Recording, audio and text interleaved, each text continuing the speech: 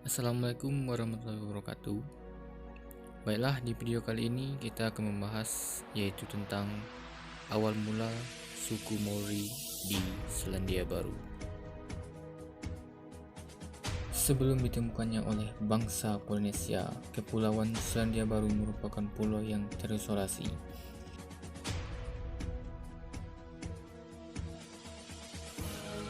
Pulau utara dipercaya memiliki penghuni yaitu suku primitif yang disebut Moriori. Suku Maori adalah pendatang pertama dari Selandia Baru yang berasal dari Hawaii 400 tahun yang lalu. Nama Maori sebenarnya muncul setelah datangnya orang-orang Eropa ke Selandia Baru.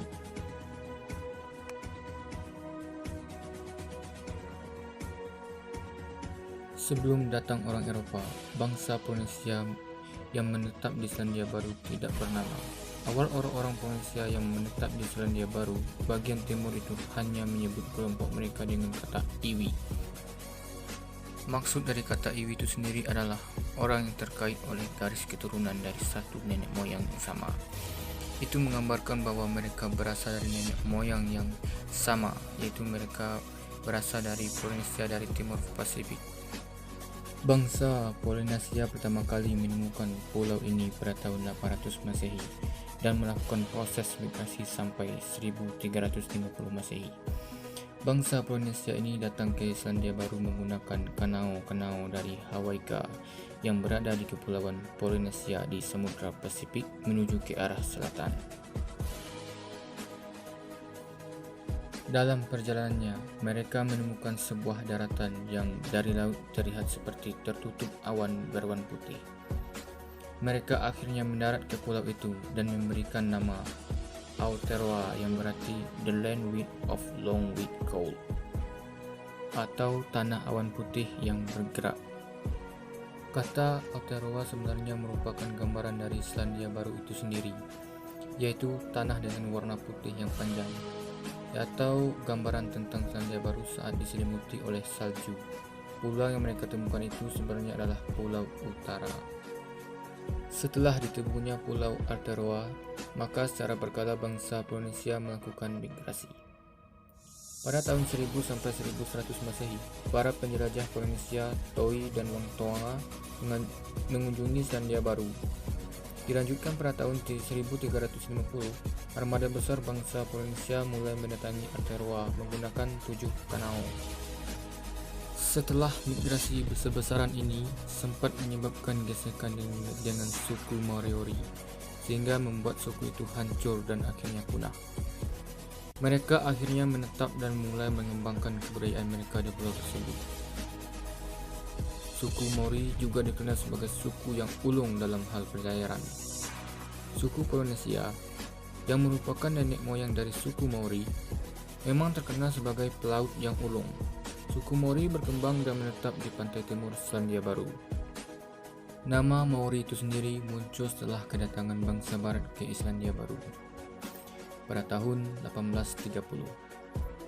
Kata Maori berarti orang biasa, digunakan dalam bangsa barat untuk menyebut orang-orang yang telah tinggal di Selandia Baru sebelum mereka datang. Sebenarnya, penyebutan penduduk asli dengan nama Maori digunakan untuk membedakan orang-orang barat dengan penduduk asli.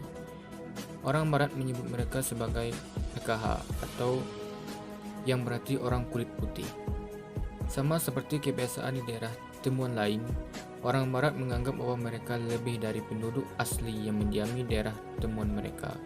Oleh sebab itu, mereka sering menamai penduduk asli dengan sebutan yang diskreditkan. Suku Maori memiliki ciri-ciri fisik sama seperti orang Polinesia pada umumnya. Namun sebagian besar orang Maori yang tinggal di Pulau Utara memiliki ciri fisik yang merupakan perpaduan dari Polinesia dengan Melanesia.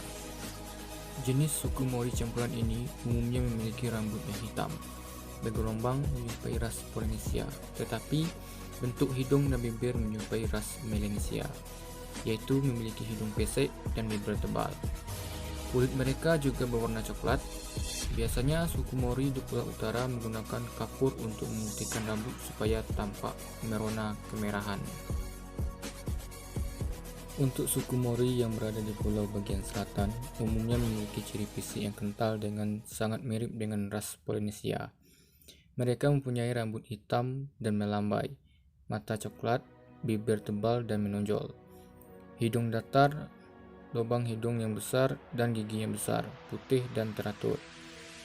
Pada umumnya, orang-orang suku Mori berumur panjang karena umumnya mereka hidup sederhana, bekerja keras dan produktif pada usia muda. Pada umumnya, orang Mori mati karena memang sudah tua, karena ilmu hitam dan penyakit cacar yang dibawa oleh orang-orang Eropa. Seperti kehidupan masyarakat pada umumnya, masyarakat Mori juga memiliki kebudayaan yang ada sejak dulu. Kebudayaan Mori juga memiliki kebudayaan sendiri, diantaranya yaitu Tamoko. Suku Mori memiliki kebudayaan yang cukup tinggi dan menjadi ikon bagi Selandia Baru. Yang paling terkenal dari suku Mori adalah seni tatonya atau Tamoko. Tato dalam adat Mori memiliki makna suci yang merupakan lambang dari kelompok mereka.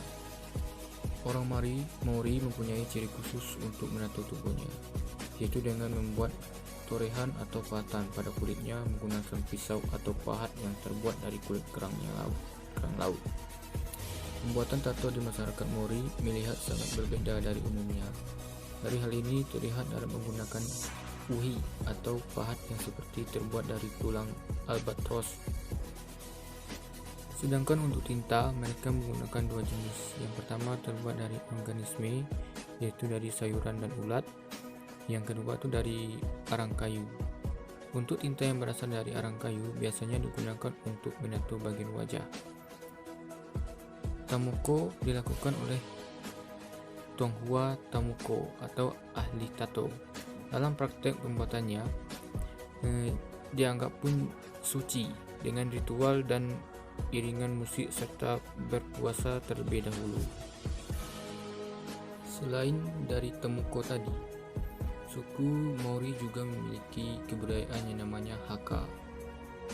Haka merupakan tarian tradisional Mori penduduk asli Selandia Baru. Tarian ini diikuti oleh teriakan dan dilakukan secara grup. Tarian perang Haka pada mulanya merupakan tarian yang dilakukan oleh para warrior sebelum perang. Dimaksudkan untuk menunjukkan kekuatan dan kekuasaan mereka dengan tujuan mengintimidasi pihak lawan. Tarian ini sesungguhnya tidak khusus merupakan tarian perang atau hanya dilakukan oleh kelompok pria. Tarian Haka juga bisa dilakukan oleh kelompok wanita. Campuran pria dan wanita juga bisa dilakukan, bahkan bisa dilakukan oleh anak-anak.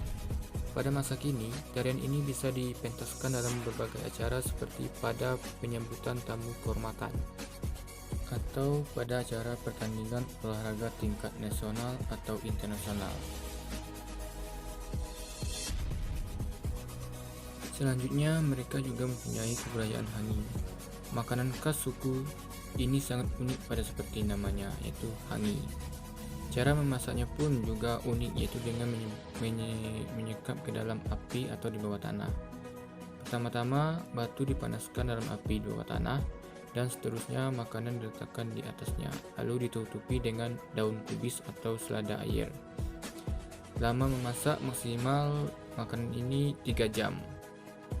Konon, rasa makanan tersebut hampir sama seperti rasa makanan yang dikukus bercampur rasa tanah. Yang penting adalah makanan ini sangat berguna dan menyehatkan tubuh. Untuk pemukiman, masyarakat Mori mempunyai rumah berwarna merah.